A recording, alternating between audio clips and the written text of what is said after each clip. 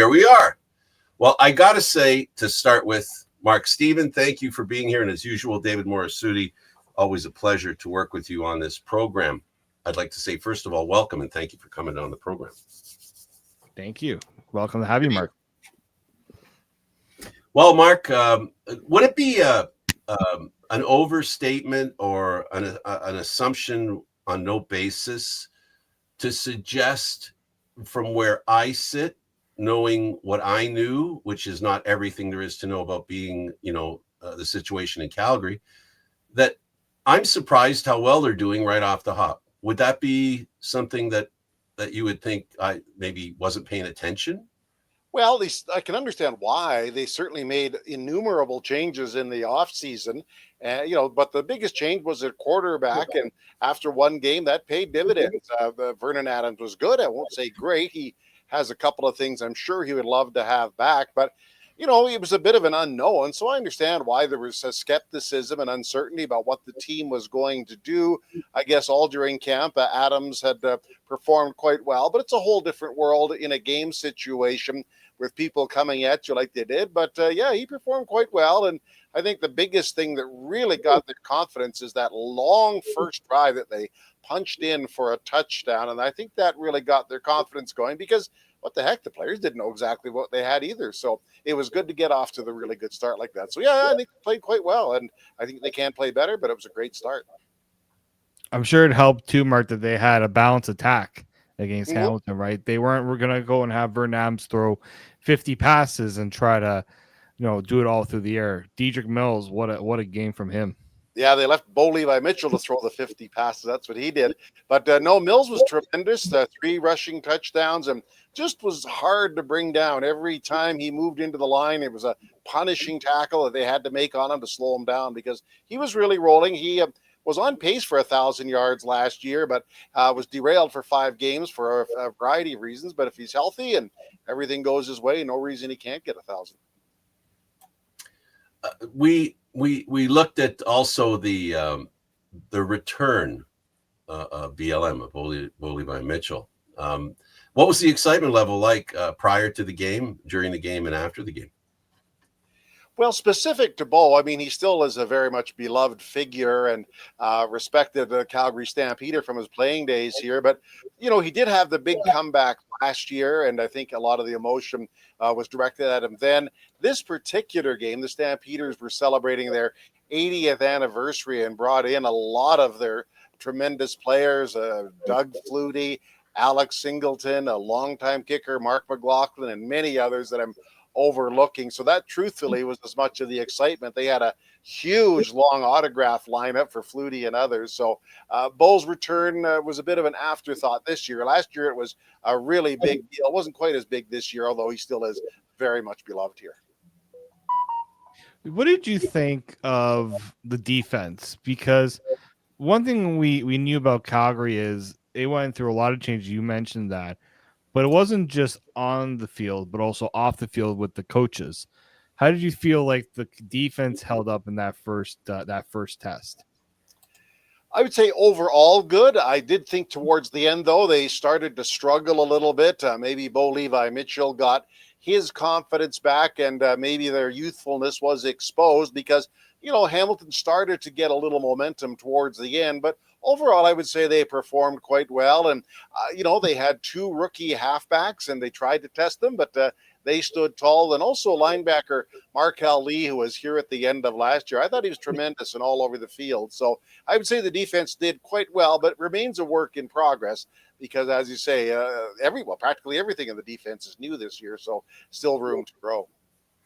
The offense, it's something that with Vernon Adams, he has a history of big plays. Do you think he's insulated enough? David alluded to it as far as having a running game to insulate him. Does Calgary, do you think they're aware that he's had times where he's had stretches that aren't so good? And do you think they're ready for those kinds of moments, and it's because of what David suggested? Well, certainly that has been the knock on him, is that he can be brilliant, he can extend plays, but he can also have his share of struggles and be a little erratic. But I saw none of that on the weekend, although he did throw a couple of interceptions. But yeah, they know what they're getting. They're aware that he's a very good, but sometimes things rail. So hopefully there aren't many of those. It is a long season, and inevitably he's going to have some quarters where just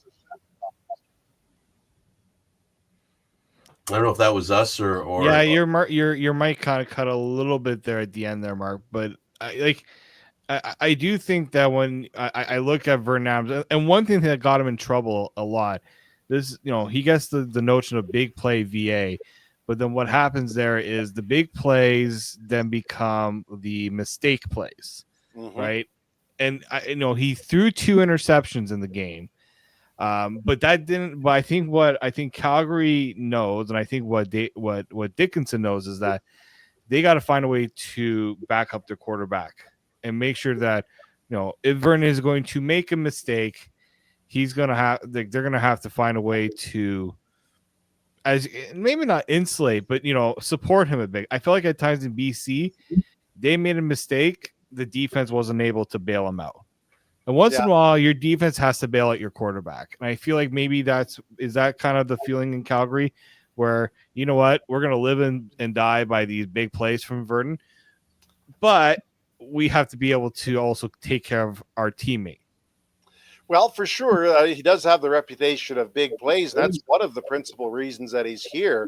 Because last year the team lacked explosiveness. They would move the ball, but didn't have the big play. So he's going to be counted on for that. I'm sure they're aware that there's going to be some big plays that turn into big interceptions or big incompletions. So they're good in that way. I think, truthfully, at the start of this year, it's going to be the offense is going to have to shield the defense because of the huge number of new players there. I'm sure it will come together in time, but right now I would say the offense is ahead of the defense, which is unusual for Calgary because you've usually, and for the most part, historically, have always had a really good defense. They certainly have, but last year was an exception. It was not good. They struggled big time against the run. They brought in some much bigger bodies on the interior and overall just got bigger on defense. But, that was certainly a spot that they wanted to change up, and they did a lot of that. And we'll see how the changes work because a huge number of players were playing either their first games, period, or first game as a Calgary Stampeder because the demand for change was there and they responded. You brought back a player who hadn't been there for a little bit in Orimulade, a former Argo. What do you feel like he's embraced the fact that he's probably a leader on this team and not only counted on to produce, but also help these these guys who have not been around and bring them along? Well, totally. He was voted one of the captains, and he fit right in. He was here. He's gone for 2 years. But no, he'll fit right in. He's as good a pass rusher off the end as there is in the league. And certainly he's just a really bright guy that you kind of gravitate towards. And he'll be certainly a guy that a lot of people will look up to. It was a big trade in the offseason. I mean, to get a great player like that, they had to give up one in Cam Judge. But it was a necessary trade, and he's already fit right in. And I think he's going to have a tremendous season. Go ahead, Dave. No, you go, Frank. Yeah. I was just going to ask about the transition that you talked about, the changes. Were there any surprises that you've had? We've seen a few here with the Argos since we follow them so closely. There's some big names that have disappeared surprisingly. Have you had any surprise disappearances with players? Well, I would say Cam Judge was one of them. On the list of things that went wrong for the Stampeders last year, he wasn't up on my list, but they did need another defensive end. Was I surprised? They did release 2 long-serving veterans, James Vaughters and Mike Rose, on that defensive line. I would say I was a little surprised that both of them were let go on the same day because that is a lot of experience. But if you got to change, you might as well go all the way there. Micah Awe, I was a little surprised. He was the middle linebacker last year, and he got a 2-year deal with the BC Lions. Good for him, but maybe that caught me a little off guard as well. But, in terms of the moves, they just had to do things differently, and they've done a lot of that with a lot of the signings they made. If anything, change is consistent, and it is part of the consistency of the Canadian Football League today. Well, and they needed it. They'd had they let some good coaches go. Let's not, fool around here. I mean, Brent Monson was a great coach the day he walked into that meeting with Dave Dickinson. He was a great coach. The day he walked out of it just without a job. And they just had to do some things differently. They had to hear different things from different coaches. They've done the same thing the same way and largely had success. But, they're 11, 24, and 1 over the last 2 years. That's just not very good. They've got to find a way to do it differently. And that's the thing, right? Like when you're a team like Calgary who's had that much of a run of success, it feels like it's tough to say, well, why should we have to change, right? Like we've had this formula that's worked for so long. How much are you surprised that Dickinson is adapting, though? Is this just, him realizing he's now wearing more hats than just being the head coach? He's also the general manager, and he has to sometimes think with that cap on versus his coaching hat. Oh, no question. It's a tough job to do both, but he's aware this is on him. 11, 24, and 1. It's a bunch of factors that went into it, but it goes on the coach's record, whatever happens there. So they did change their philosophy. They'd always been kind of a fringe players when it came to free agency because they didn't want to disrupt the internal salary structure of the team. Well, this year they said they just got to go get some guys. Doesn't matter what the circumstances are or where they are, and we'll go find guys like Webb. Went out and got him. They signed, some other players, players like Onyeka and Green from BC, defensive back. So these are guys that they just felt they had to have, and if it creates an issue in the room, I guess it creates an issue. They'll have to find a way around it. A strong leadership. We've seen it here in Toronto where we've had massive change year after year after year. But the key is, do you have the leaders for each group so that the transition and the new players that come in feel at home and feel like they can contribute and don't feel alone? It's that teamwork kind of thing. I don't know if asking you would be even a fair question of, the locker room type situation. Does it seem like this team is getting together after one game? You need more than a game to figure that out. But I'm sure that's the motive, and I'm sure Calgary's going to work towards that path. Well, I did hear that during training camp. Yes, the team was much closer, a lot more spirit, enthusiasm, and just sort of spunk around the team. So I did hear that. It's going to be up to the captains to help lead the way. And, place kicker Rennie Paredes, Vernon Adams is one, Flo Ormalad's another. So these are guys with experience. But I have heard that, and people like Derek Moncrief has emerged as a leader too. Can't lose sight of him being signed here. Had those years with Saskatchewan. So, they have started to emerge as leaders, and you'll see how it goes during the course of the season. But it is important. Make no mistake about it.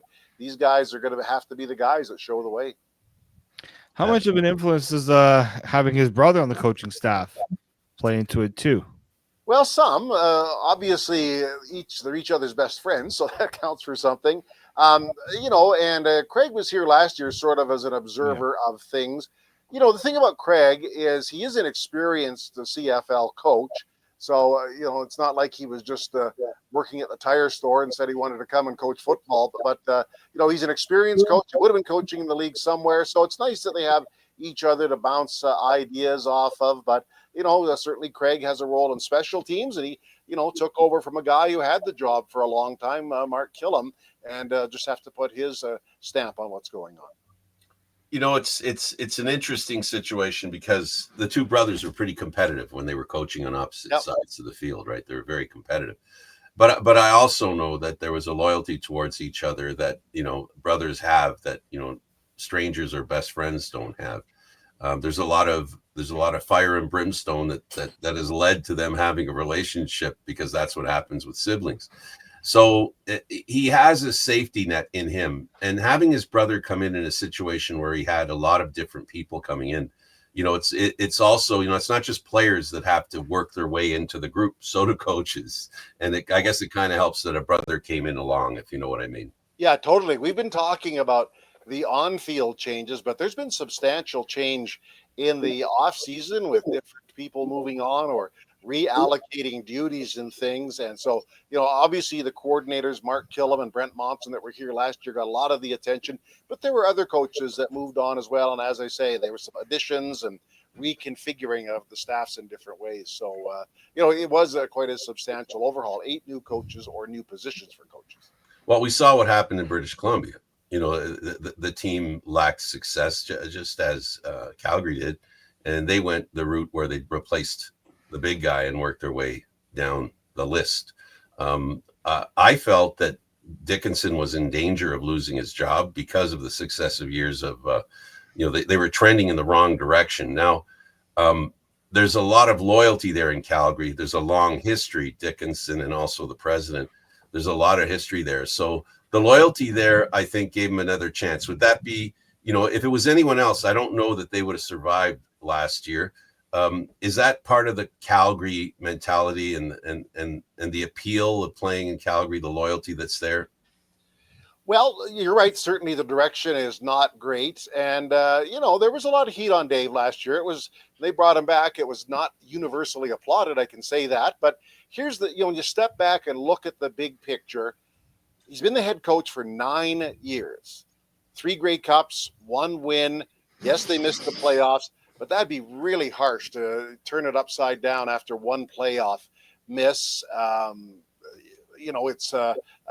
think he's earned the right to try and turn it around and get the team going back forward. We're at a less experienced coach, maybe somebody without the deep ties or the proven track record. You might be right there, but Dave, I think, has earned the right to get it done his way and get it back on track. You mentioned loyalty. There's a lot of connections there, but it can't go on forever. So the team has to find a way to move up. And so I guess I wasn't completely shocked that Dickinson was retained just because of the long track record. But it has to get better. Nobody's trying to excuse it or explain it away. It's just going to have to get better. It is the business of football. Yep. They're there to win. I also look at it as like the Hamilton situation with Orlando, right? You had a guy who was wearing all the hats, and now he's wearing a hat, but it's not as many as he was wearing before. Do you fear, or do you feel like maybe at some point that tough conversation will be had with Dave, and it's just like, look, we have a lot of respect for you, but eventually a new voice is going to be needed. Like how much leeway do you think he has going forward? Well, I think quite a bit. It's not going to be a case of he's coaching for his job every single game this year. I don't believe that for a minute. But they'll have to be better. I mean, they're going to have to get back to the playoffs. I mean, they won the Grey Cup in 2018 under Dave Dickinson, but they haven't won a playoff game since. That's quite a stretch there. So won't go on forever. They'll evaluate the body of work and to see where it is and see the progress that they've made. But, you're right. Eventually, they're going to have to decide if this is the right path to go forward. So far, it has been. But, the pressure is on this year. Make no mistake. I think pressure is a great word, but I think this is an opportunity for Dave Dickinson to show that he can turn things around. Mm-hmm. I mean, obviously the man knows football, so he at least has the tools to do that. Let's leave that topic down. Let's get back to the players and let's talk about the game. So, if you were to review the game that they won, the first game, we asked you about defense, offense, but how did you feel about the team and the way they played? What surprised you, and what expectations did you have that they didn't perform in the game? Well, first, I just like the jump that they showed overall. That first drive was really impressive. A couple of really long drives, that chewed up the clock an awful lot that they were able to pull off. So I quite like that. I like the way that the defense largely stood tall. I mean, Bo Levi Mitchell didn't get much going until very late in the game. The special team returns were fine. That was no problem there. They did give off a kickoff return touchdown, though. That will not sit well, and they'll have to work on that. And Rene Paredes, the veteran place kicker, was as reliable as usual, and he was there to bail out the Stampeders when needed. So I would call it, if you're looking for a grade, I would say B plus, with still room to grow, but still a win.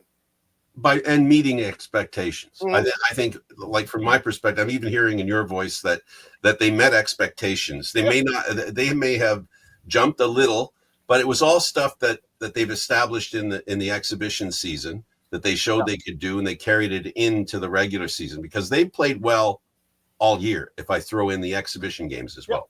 That's right. They had a good game in Vancouver, or more like Langford, BC, and also the game against Edmonton here. And, more to the point, I think, they lost. They didn't win their last 5 home games last year. So people were a little sour, and, it was good to have a strong start in the home opener, and that'll create a little confidence and excitement. But I thought they played well, and there's room for improvement. But don't look too hard and shred a win too much because they still won. How was the attendance for the game, and how Not great. It was about 18,000. I'm not exactly sure.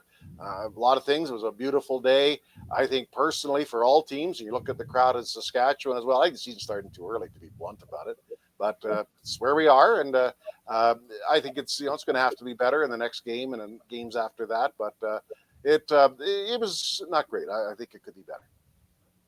Well, that's a challenge in the Canadian Football League. Period. It's just I was gonna say, I'm not saying this because I know you probably get it a lot, Mark. Like the people bounce and say, "Oh, why isn't Calgary doing this or that?" But it's not a Calgary thing. It sounds like it's a CFL thing. But yeah, well, just look at Saskatchewan. There was lots of green to be seen in the seats there the other day. Yeah, not on the jerseys. Yeah, the seats.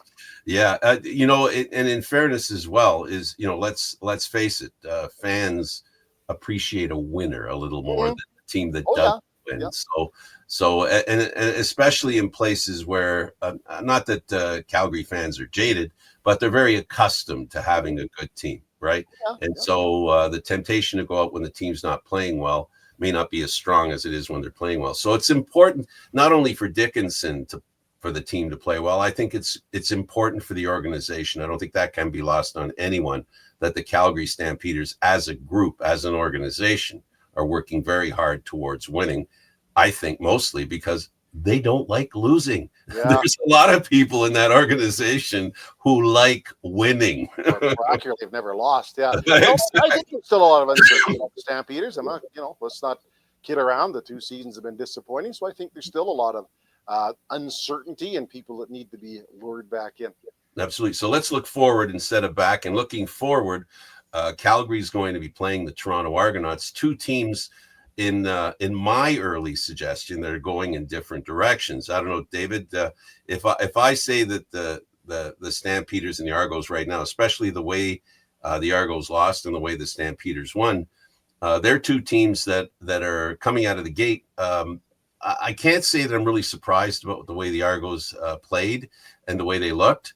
I can say I'm mildly surprised about Calgary, but I'm really impressed with the fact that when Calgary comes in here to BMO Field to play the Toronto Argonauts, that's an interesting situation because Calgary's coming in to prove that they're for real, and the Argos are going to work as hard as they can to prove that wasn't who they were. They're someone else and they can play better. What kind of game do you anticipate from your perspective, Mark? Well, first, hope to see if the Stampeders do what they did, in Game 1 against the Hamilton Ticats. Got to start winning on the road. They only won 1 road game last year, so that'll be important. You're right. Toronto is a good team, but underwent a lot of changes. That's the Grey Cup curse. People come looking for your coaches and players if you win, and they were stripped pretty clean, I'd have to say, especially on the defensive line, and lost some other people. So, I'm not sure about the Kelly situation. Will that help hurt? Because I don't know how much he's been able to do.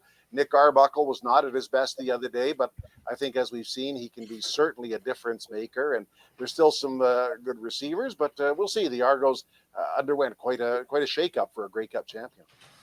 Yeah, and not a lot of it was desired. Let's just say they didn't want to have to make as many changes, but it's just the way it goes. Like if I'm looking, and Calgary's always been a tough matchup for Toronto. I mean, more so in Calgary than in Toronto, but it seems like Calgary, if they look at the way the Montreal play, they got to be loving the fact that line of scrimmage is something they can potentially win. It's always been, in my opinion, that's always been kind of where Dickinson has always had the edge against his protege Dinwiddie. Like Dickinson has no problem running the ball as much as he needs to. Now maybe his quarterback will have a little bit of a different say about that, but it feels like this year more especially with the way that the Montreal Alouettes were able to run against Toronto, that might be something that's going to go against Toronto in this game. Well, it is an entirely new front 4. I mean, everybody, most of them ended up in Edmonton. That's where they seemingly went, but it's a new front 4, and that'll take time to, adjust and learn everything. You're right. Montreal ran very well, and now they're going to face another premier back in Dedrick Mills. So we'll see what the Argos do and see if they can slow it down. They do have Winton McManus, a middle linebacker, still a tremendous player, but there's a lot of change in that team. Even the secondary is kind of turned upside down from the Grey Cup season. Well, the beauty of being in the Canadian Football League, one has to buy into the fact that how you play at the beginning of the year. I think the worst thing that can happen to you is if you go 0-5, 0-6. If you go 500 or just below 500, it still sets you up from the Labor Day movement on to get there for the Grey Cup, because really the most important games of the season are after Labor Day. That's when the momentum is picked up. And I think it's because of the so much transition of players in the Canadian Football League, that the guys you bring in who could be the really good players after Labor Day need time to get up to speed. And that's so teams can't lose their patience. I live by this idea that the players that are going to do well for the Argos in Labor Day are on the team right now. You just don't know it because you don't know that learning curve and how quickly they'll get up to speed. And that's the challenge of the Canadian Football League. Change is accepted. It's natural. It's what happens. So it'll be interesting. So those players that the Argos have now, we'll see from game to game if they do well. A lot of them are unknown. And that's another thing with the Canadian Football League. But I can't remember ever some of the greatest stars in the league every year are players we didn't know when the season started. So the Canadian Football League is full of surprises when it comes to great players.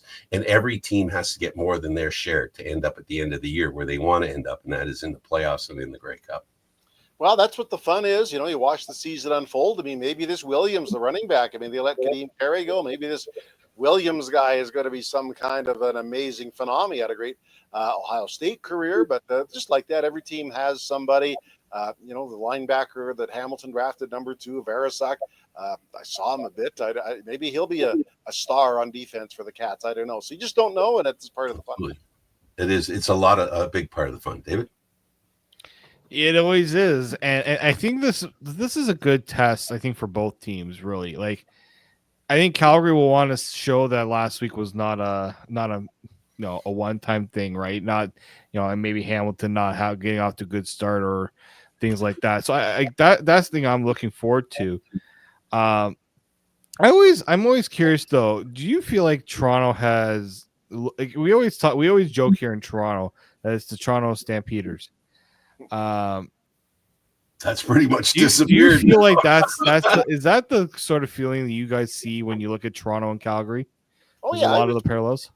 It was frustrating maybe up till this year to turn on, watch the Grey Cup and see how many guys were former Stampeders. You're darn right it was. And that's one of the reasons they changed their philosophy on free agents, that they were more aggressive in retaining their own, which they did a lot of theirs. So yeah, it was frustrating. I mean, how could it not be when you see the large number of guys that were here one year and they're winning a Grey Cup in another city the next? So yeah, it was a bit annoying, and it's not so much this year because some of those players have moved on. But you look at the coaching staff, some people with Calgary ties, starting with the head man, but a lot of others too. So Toronto borrowed from an organization that's had success, and they've reaped their own success. I mean, 2 Grey Cups in 3 years is tremendous. I think Ryan Dinwiddie's done an amazing job with the Argos. They've been able to identify really good players, and it's the old, when Calgary was as dominant as they were, it was always the plug and play players, the players that they could bring in that they were ready for prime time, and then they would put them in. But you know what? That isn't just. It's become clear. It's not just a Calgary thing. It's not just a Toronto thing. It's not just a Winnipeg thing. It's a league thing. You got to find the guys that can step up and be stars. The beauty of football, and every year we're reminded of it, and that's why I say about the star players. There are so many really good football players that the league can draw from. It's just a question of putting together the right guys together to get the right symmetry or the right symbiosis, to get that group together. That's what makes the Canadian Football League so interesting. There's never no hope. The only reason there may be no hope is because a team is continually throwing snake eyes. But if they can get the old, the old inside straight once in a while, they can win a championship. Montreal, when they won the Grey Cup, Mark, it wasn't because they were predicted to do it. They established themselves during the year, and then after Labor Day, they went on a run and they won a cup. The Argos have done the same thing. Almost every team that wins a Grey Cup now, it's all about putting together your team, advancing in the season, make sure you have the right guys, and learn them up, get them going, get on a run, and you got a shot at the Grey Cup. Mm-hmm. Yeah, Montreal's a good example. They were kind of really up and down 2 years ago, and actually started here after they won here in September in 23. They won the rest of the way. So, yeah, that can happen. So we'll see what the Argos do. I mean, just back to Dinwiddie for a second. He's had remarkable success with a rotating cast of quarterbacks. He's won with Arbuckle. He's won with Kelly, McLeod, Bethel, Thompson. I just think he's done a phenomenal job. He's been able to get guys going, and he's it's a strange kind of situation. I don't know from a distance or whether you saw it when he was in Calgary. He has loyalty, but he wants guys. You got to produce. He'll cut guys out. Like Arbuckle was set loose, yeah, right, and he comes back and wins a Grey Cup. I mean, he shows up as basically a walk-on, and then wins a Grey Cup. That's the part about Dinwiddie that I find he's very cold in that regard. Like he just wants the way he deals is he is in a matter of you earn this spot. He's not giving it to you. You have to earn it. You have to do something to keep it as well, not just to earn it, but to keep it. You got to do that as well. So I find that in that way he's kind of, and I don't mean in a bad way cold. I mean, but that's the fact. Straightforward. There's no mincing words with him. He doesn't play games. A quarterback better do his job, or he might be like Arbuckle, gone. But if he likes you, like Arbuckle, he'll bring you back. Yeah. But that's why when players get released, especially at the end of camp, it's not the end of their careers as far as I can see. In most cases, there could be, not necessarily will be, but could be an opportunity. You just didn't fit with this team at this time. And it's happened before. The players have been brought back by the team that let them go just a couple of weeks later when there's injuries. So, just be professional about it. Keep your head up, and the wheel may come your way. Saw that with Cameron Dukes, right? Yeah. He was the guy to start the season with Jack Kelly sidelined, and he didn't make it out of camp. And like it was I think the writing was a little more on the wall for Dukes than like with the way that happened than when the first time with Arbuckle being let go. But I think that's definitely true. Like players in the CFL, I think of true. Like look at Deem Carey, got let go. Guess what? 1 week later, got a job again. Like the unemployment line could be a very short one in the CFL if you're got that really good reputation. Well, especially Saskatchewan this year, boy, they've been hammered with a lot of high-profile injuries. The running back, the offensive line, Milligan, the top defensive player. That's a really tough start for them. So they better get some experienced players in here ASAP because they've lost a lot of experience. It's one of the benefits of the cap, right? Where players who are good, but because they earn a little too much, they're released. Yeah. And that gives other teams an earlier opportunity than they would otherwise get. That's part of it. Just let the players play somewhere, and maybe it's here, but maybe it works out somewhere else. So if the game, the Argo Stampeder game, for the Argos to win, what do you think they have to do, knowing what you do know about Calgary? Well, just overall, they got to play better. They were far from at their best against Montreal the other day. So I would say just look a little more cohesive than what they did and, stop the run, which will be a challenge. So, I don't know exactly who's going to start. Until they get back to practice. I'd be surprised if they threw Kelly back in so quickly, but maybe they do. And maybe Nick Arbuckle gets another shot at it again. So, Toronto is going to play better. I'm sure they are than they did against Montreal. Whether that's this week or not, I'm not sure. David? Yeah, I mean, again, it's the response. We know Toronto's usually pretty good off of a loss. They're usually good at adjusting and looking at film and finding the problems that they had the week before. But I mean, it's easier said than done. I'll say that. I think what Calgary has shown is they game plan very well. They know a team's weakness and they exploit it, right? And so if I'm Toronto, thing I'm concerned about is you got to get a running game going.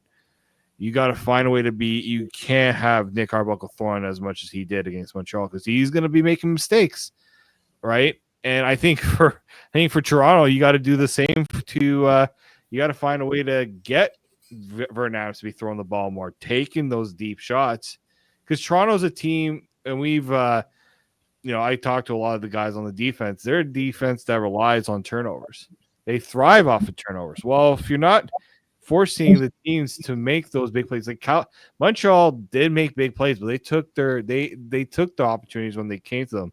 They weren't, and when they did force, there was the one interception. There was a couple misses, right? And so I think that's going to be, I think, for Toronto, they got to force Vernon Adams to go out and want to make the big play, and hopefully it doesn't happen. We'll find out. Obviously, I think the Stampeders, by the way, I don't know for sure. They return to the field tomorrow. I think they escaped from the Hamilton game with pretty much no serious injuries whatsoever. So that's good news. Yeah. That is great news. Yeah. We don't like seeing any players get hurt. Doesn't matter what team. Speaking of Adams, the reason Adams was available to Calgary is Rourke. Now, he had a pretty, if we can switch to some of the other teams, take the last few minutes to talk about what else happened this weekend. For me, Rourke looked a lot more like he was before last year. Totally. This team is his team now. I think there was some confusion as to who the team belonged to, that kind of stuff. You know, players become very friendly and they become very emotionally attached. And then when something happens, like Adams gets dropped and then Rourke goes in, there's some I don't know, friendly fire, if you will, that happens, and the team doesn't play as cohesive as they can. I believe that happened. I believe they've ironed it out, and I believe now it's Rourke's team.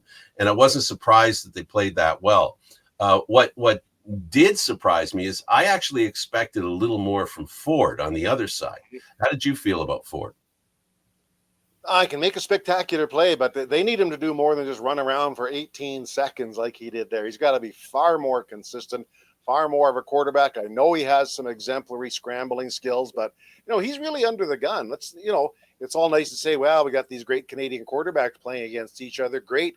After about the second play, that storyline's out the window, and you better pick it up. I do think Rourke did, yes, in the game against the Elks on the weekend. I thought he played certainly well enough. He was the better of the two. Can he continue doing it? Because I think he was terrible down the stretch last year. And hopefully it's all behind him now. We'll see. But Ford's going to have to pick it up because, the Elks are going to get under the gun here pretty quick because the last few years under Chris Jones, they had horrible starts. We're out of it, basically by the end of July. Now, Chris Jones is gone, but the legacy isn't. So they're under the gun to get it going, to convince the fans there that this is new, this is different. And they may, but, by losing that one game and the fact they have the bye week leading up to their opener, tension's going to rise. Maybe the only thing that's tamping the temperature down a bit is the hockey team taking up a lot of the oxygen. Yeah, absolutely. Well, is that a concern in Edmonton? Like a big time concern is if they don't get things going, like this team is going to be in real trouble to stay. I hate to say relevant, but stay relevant in that market because they might see a championship team with the Oilers and that doesn't help. Like that certainly doesn't help in a lot of other cities where the football team, like in BC, the Lions have gone into a better position because the Canucks have had so much off and on, and even like the Whitecaps. Like, do you feel like that's something in Edmonton? I know as being an Alberta person, you've probably seen it a bit more than we have. Just how tough that situation there is. It is very tough because the contrast couldn't be more obvious between the two teams, right? One is at or near the top of their league. They've been successful for a number of years, and another team has been right at the bottom, clunking along with terrible records. I mean, they finally pulled the pin on the Chris Jones experiment, but they'd lost 33 of the 41 games he was there. And it wasn't a whole lot better in a couple of years before him. So, no, the pressure's really on. They made complete changes top to bottom, said we're going to get back to the way it was. And let's see if they do. They may, but certainly there is an expectation there that things have got to improve to ensure that the Elks have their supporters back and people paying attention to them, even if they aren't at the games. Absolutely. Then we talked about Bo Levi, so we know how that quarterback is doing. We talked about Toronto and Montreal, so that leaves us with Ottawa and Saskatchewan. Ottawa has a young quarterback they believe in. I don't know if it's fair to say that this was not a 31-26 game. It played a lot more like Saskatchewan. It was a Saskatchewan route. Ottawa basically got a lot of points that Saskatchewan said, go ahead, you can have the points, but we're going to guarantee we win. That's what it looked like to me. Now, I could be wrong, but what do you think? I think so. I think that's when Brown got it together, was later in the game, and started to move the team there. So I think Saskatchewan was good. They were a little up and down, but they deserved the win. And we'll see what Ottawa can do more of. Are they going to have the big breakthrough with Lewis? I know he had the one touchdown. We'll see what they do. I mean, they went out and got some high-profile people in Ottawa to surround Brown. We'll see what happens. Saskatchewan, well, they've just got to figure out their lineup with the number of injuries they have. I don't know what's up with Milligan. Sean McEwen's gone for the year. Obviously, a serious injury to Ouellette, the running back, and we'll just wait and see. Saskatchewan played pretty well, though, but I think they would agree they can play better, too. Yeah, I think that was a game there. I kind of felt like both teams were kind of shaking off maybe a little bit of butterflies, being that first game, a lot of eyes on you. And one thing I will say, Ottawa, they got to find a way to protect Drew Brown, because it looked like he wasn't able to walk after that game. Well, they've had a lot of injuries on their offensive line too. I mean, it was 2 years ago they selected Dante Bull with the first overall draft choice, and he's hardly played in 2 years. They were going to use him as a centerpiece. There's other guys that aren't playing, that aren't on the lineup. So yeah, you're right. Because I love their defense. I think they got a very good defense. The Red Blacks do, especially that front four. But they can't do it all. Yeah, they've always had a good defense. It's their offense that has betrayed them a little bit. Yeah. Protecting Brown means a lot. That has to happen. The biggest thing that both David and I believe, and David likes mentioning it every week. He didn't mention it this week, but I'll mention it for him. Ottawa has to learn to win on the road. Yep.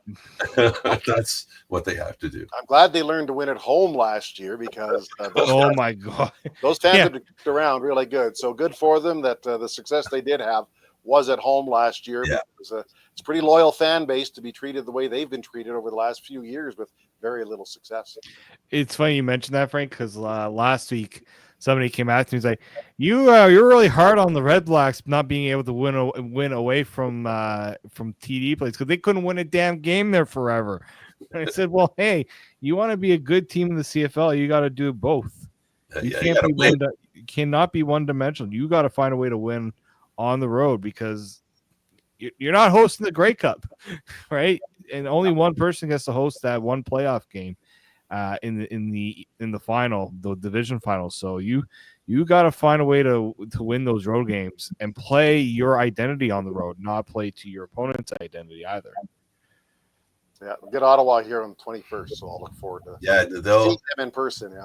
Yeah, they're a really good team. Every year, it's like almost I'd almost think it's the Ottawa teams drinking the water, because the Red Blacks and the Senators are a lot alike. They make changes.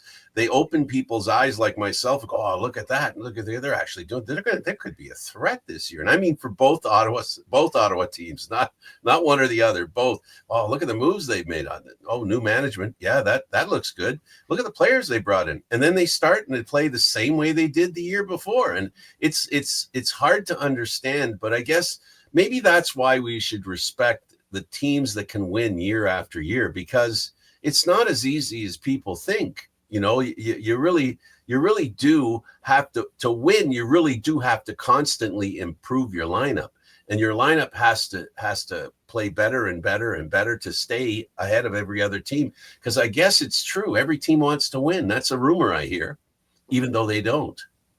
Yeah, no question. It's hard to keep rolling along week after week. A lot of things can derail your plans there, and it is admirable to see the teams that do it. Last word to you, David?